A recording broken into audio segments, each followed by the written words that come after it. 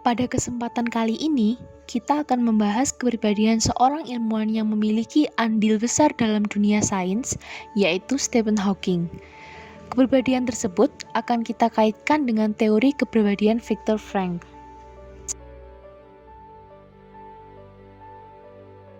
Nah, sebelum membahas kepribadian Stephen Hawking menurut teori Frankl, kita bahas dulu yuk, apa sih yang ada di dalam teori kepribadian Frankl itu? Teori kepribadian Frankl menekankan sebuah kekuatan jiwa atau makna hidup yang menjalani penderitaan dengan penuh keberanian. Menurut Frankl, hakikat eksistensi manusia terdiri dari 3 faktor, yaitu spiritualitas, kebebasan, dan tanggung jawab. Yang pertama yaitu spiritualitas. Menurut Frankl, menjadi suatu konsep yang sulit dirumuskan. Dalam hal ini dipikirkan sebagai roh atau jiwa. Kemudian ada kebebasan, yang artinya memiliki keleluasan untuk memilih bagaimana kita bertingkah laku menjadi sehat secara psikologis. Nah, dengan kebebasan ini, maka individu perlu bertanggung jawab terhadap pilihannya. Individu yang sehat dapat memikul tanggung jawab ini dan menggunakan waktu dengan bijaksana sehingga dapat mengembangkan suatu karya. Nah, tanpa ketiga faktor tersebut, tidak mungkin dapat ditemukan arti suatu kehidupan.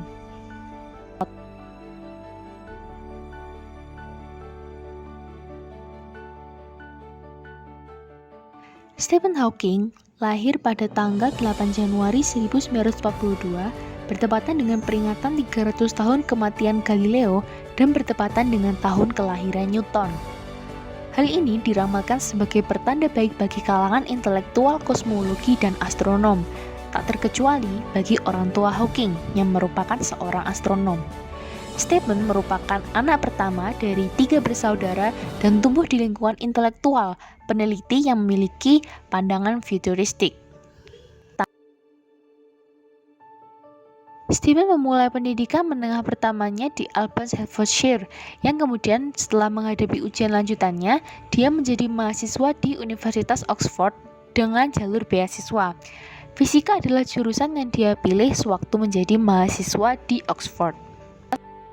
Setelah itu, pendidikannya berlanjut di Universitas Cambridge, dan di sini pula dia bertemu dengan cinta pertamanya, bernama Jane Wilde. Namun, pada waktu yang bersamaan, Hawking mengetahui bahwa dia menderita penyakit ALS, yaitu amyotrophic lateral sclerosis. Penyakit ini merupakan gangguan saraf yang menyebabkan kerja ototnya menjadi lemah dan dapat memburuk seiring berjalannya waktu hingga menyebabkan kelumpuhan. Pada awalnya, Hawking mengalami gejala kedutan otot melemah, dan gangguan bicara. Karena penyakit ini, Hawking mengalami depresi yang membuatnya berada di dalam kamarnya selama berbulan-bulan. Tetapi, Jane Wilde, cinta pertamanya, berhasil membuat Hawking tetap bertahan meski di masa-masa sulitnya sekalipun. Pada tahun 1965, setelah mendapatkan gelar PhD-nya, Hawking menikahi Jane Wilde, dan dalam pernikahannya dengan Jane, ia dikaruniai oleh 3 orang anak. Jane, istrinya, mendukung Hawking dalam keadaan apapun, baik dukungan fisik maupun mental. Sementara itu, kondisi Hawking semakin memburuk tiap harinya. Seluruh anggota geraknya mengalami kelumpuhan total, bahkan kemampuan bicaranya juga menghilang. Meskipun dengan segala keterbatasannya, Hawking tidak pernah menyerahkan hidupnya begitu kepada penyakitnya. Hawking terus berkarya, dan salah satu karyanya adalah buku berjudul A Brief History of Time yang terbit pada tahun 1988 dengan total penjualan 10 juta eksemplar. Buku ini yang menyebabkan ketenaran dia menyebar ke seluruh dunia. Nah, dari sini kita bisa tahu bahwa kehidupan Hawking begitu sulit ketika dia terkena penyakit ALS. Di dalam teori kepribadian Frankl, dijelaskan bahwa salah satu eksistensi hakikat manusia adalah kebebasan yang akan membawa tanggung jawab penuh atas pilihan hidupnya. Hawking, di dalam hidupnya, memiliki suatu kebebasan untuk memilih jalan hidupnya. Dia bebas untuk menentukan apakah dia akan maju tetap berkarya, atau dia akan mundur karena penyakitnya, Namun dengan dukungan orang terdekatnya yaitu Jane, dia memilih untuk melawan penyakitnya dan tetap berkarya. Teori Frank juga menjelaskan tentang makna hidup, makna cinta, dan makna penderitaan. Yang pertama yaitu makna hidup, terdiri dari nilai kreatif atau daya cipta di mana individu mampu bertindak dan bersikap sekreatif mungkin dalam berkarya, bekerja, bertanggung jawab untuk menemukan makna yang terkandung di dalamnya, sehingga makna tersebut bisa berharga dan berarti. Kemudian ada nilai penghayatan. Individu yang belajar dari pengalaman, meyakini dan mempercayai kebenaran, kebajikan, kebaikan, bahkan keagamaan dari cinta kasihnya.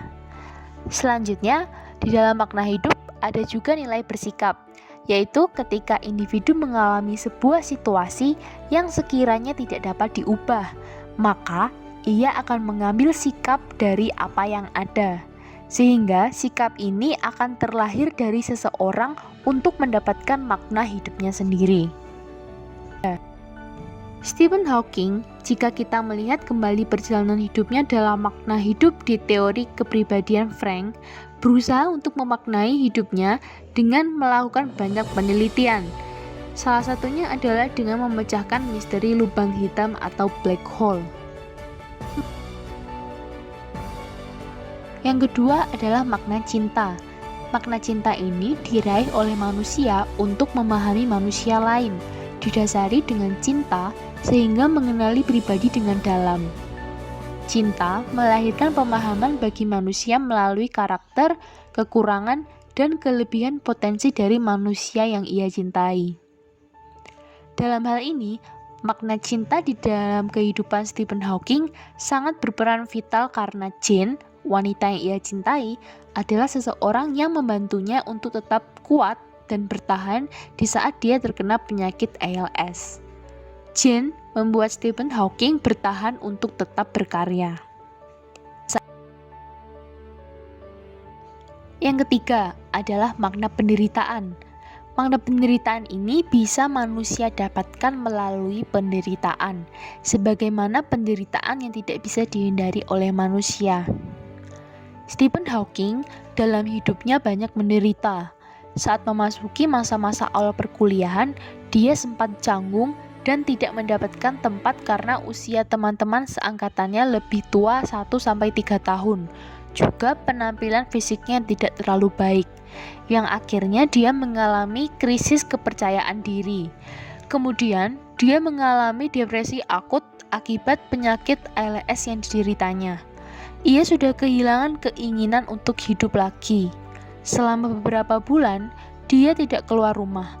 Hanya suara keras rekaman karya-karya Wagner dan botol-botol vodka kosong yang keluar dari kamarnya. Makna penderitaan yang dialami Stephen Hawking ini justru membuat dirinya semakin bangkit.